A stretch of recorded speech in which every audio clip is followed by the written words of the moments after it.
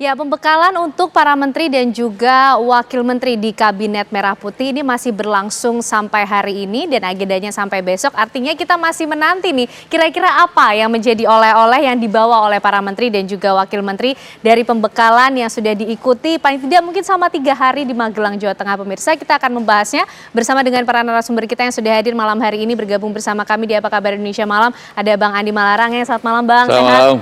Dan juga bergabung Mas Riandika, pengamat politik kita dari Universitas Bakri. Mas, Selamat apa kabar? Malam. Sehat ya, Mas? Kabar baik, sehat. Dan juga bergabung bersama kita ada Mas Dede Prayudi, Mas Uki, tenaga ahli utama Kantor Komunikasi Kepresidenan. Mas Uki, selamat malam. Halo, selamat malam Mas Uki. Selamat malam Mbak Ken. Oke, baik. Mas Uki, ini kan masih Ya, sampai selamat malam, besok Mbak ya. Ken. Oke, Mas Uki ini kan masih sampai besok kembalinya para menteri dan juga wakil menteri dari pembekalan.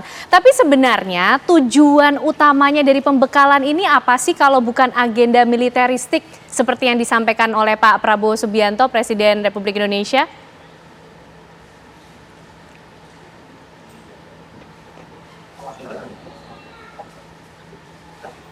Halo? Ya. Mas Uki bisa Halo. mendengar suara saya?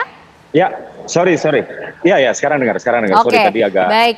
terganggu. Mas Uki, jaringannya. jadi agenda pembekalan untuk Ya. para menteri dan wakil menteri kan masih berlangsung, masih sampai besok agendanya. Tapi Pak Masih. Prabowo menyatakan bahwa ini sebenarnya bukan agenda militeristik, tapi tujuannya sebenarnya apa sih, Mas Uki? Oke, kita kan nggak bisa melihatnya sepotong demi sepotong. Ini semua adalah serangkaian kegiatan yang memiliki tujuan untuk menguatkan Kabinet Merah Putih. Jadi nggak bisa dilihat simpul by simpul. Jadi yang pertama, ketika Pak Prabowo ini masih menjadi seorang presiden terpilih, ya, para calon menteri saat itu yang sekarang sudah dilantik itu kan sempat ya diundang ke Kartanegara. Nah, di Kartanegara di situ Pak Prabowo sudah memastikan dulu ya para calon menteri ini dengan mengatakan misalnya ya, kamu nggak boleh ngerampok uang rakyat, kamu nggak boleh korupsi, kamu nggak boleh menggunakan kewenangan kamu untuk kepentingan pribadi atau golonganmu. Nah, ini yang pertama ya.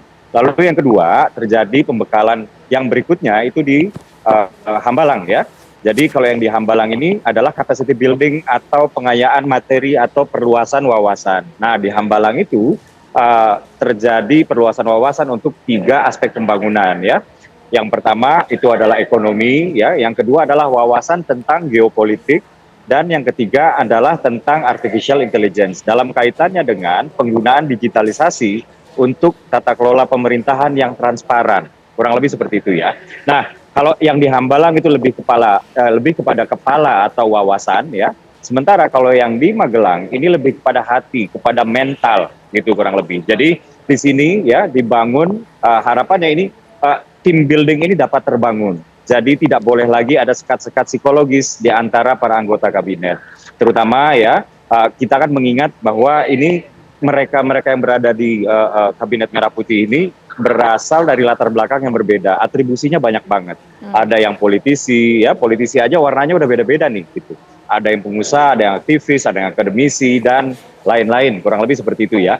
Sehingga disinilah mereka diharapkan dapat membangun chemistry, membangun kekompakan, membangun rasa saling memiliki, membangun keteraturan. Jadi keteraturan yang dimaksud di sini adalah si A ya tahu kapan bergerak, ya si B tahu kapan bergerak. Jadi nggak ada yang bergerak duluan, nggak ada yang bergerak terlalu terlambat, sehingga terdapat sebuah gerakan-gerakan di antara kementerian ini yang membentuk sebuah irama yang kompak. Sebuah harmoni yang baik ya sebagai satu institusi besar yaitu pemerintah gitu. Dan pemilihan Magelang sendiri ini karena Magelang memiliki sejarah panjang ya tentang perjuangan bangsa ya, sudah berabad-abad ya.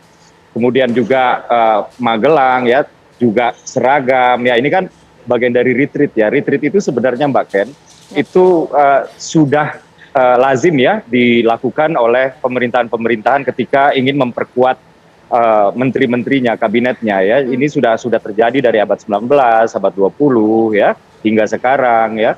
Negara parlementer, negara presidensil, ya, yang parlementer misalnya UK sudah sering melakukan ini ya, Australia, presidensial Amerika Serikat juga melakukan ini. Yang terakhir tahun 2024 itu adalah Kanada ya, pemerintahan Kanada juga baru saja melakukan ini. Dan retreat atau retreat ini memang ada berbagai macam metode. Tapi kalau misalnya kita melihat sejarah yang ada di belakang-belakang ini, sebagian besar memang pemerintahan itu menggunakan metode the military way. Karena di sini satu yang ditekankan adalah team building ya, yang kedua adalah kedisiplinan. Kita bisa lihat ya, kalau di hari pertama kemarin ya, Pak Prabowo atau Presiden Prabowo itu sampai di lapangan duluan gitu.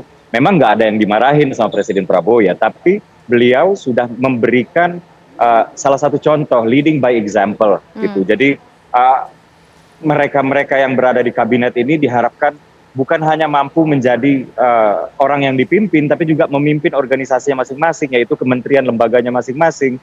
Dan kita lihat hari ini ya, mereka-mereka yang menjadi anggota kabinet Merah Putih ini sekarang datangnya lebih dulu daripada Presiden Prabowo. Ini artinya penghayatan ini sudah mulai masuk ke relung mereka. Jadi tidak hanya mengetahui, tidak hanya memahami, yaitu ada di otak, tapi juga penghayatan yang ada di hati. Demikian, Mbak Ken. Oke, Bang Andi, kalau melihatnya seperti apa agenda yang disiapkan Pak Prabowo Subianto untuk para menteri dan juga wakil menterinya di kabinet ini? Kalau tadi juga sudah sempat disinggung, masuk ini kan latar belakangnya macam-macam. Termasuk juga kalau politisi benderanya warnanya macam-macam, tapi jadi satu di merah putih. Gimana Bang Andi? Ya, ini kan seru juga ya kita lihat ya, pakai loreng-loreng dan ada baris-barisnya sedikit. Di akmil pula langsung. Di akmil pula. Tapi ini biasa sebenarnya dalam organisasi modern, baik itu swasta, perusahaan-perusahaan maupun juga sektor organisasi macam-macam, termasuk organisasi mahasiswa. Ada yang sekarang namanya outbound. Ini outbound, di mana tujuannya outbound itu biasanya memang untuk membangun kebersamaan. Bonding lah ya namanya. Bonding. Karena betul sekali, menteri-menteri datang dari berbagai macam partai, berbagai latar belakang, bahkan belum banyak yang belum kenal satu sama lain. Mungkin juga belum terlalu kenal dengan Pak Prabowo-nya, presidennya sendiri.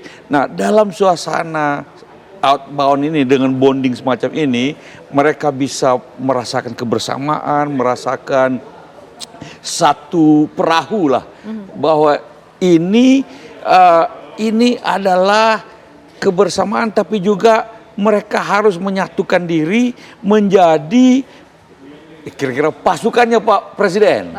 Bukan lagi masing-masing sendiri-sendiri, menjadi merah putih. Inilah kabinet merah putih. Mereka juga saling kenal, saling koordinasi di antara mereka, ada Menko-nya juga, sehingga nanti ini kan baru mau mulai masa jabatan nih.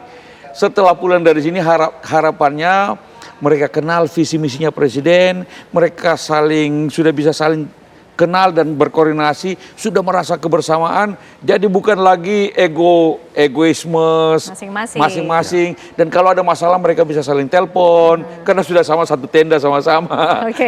Nah, setelah ini mereka bisa menjalankan tugas, harapannya menjadi lebih teamwork ketimbang perorangan. Itu dari kacamata Bang Andi Malarangeng.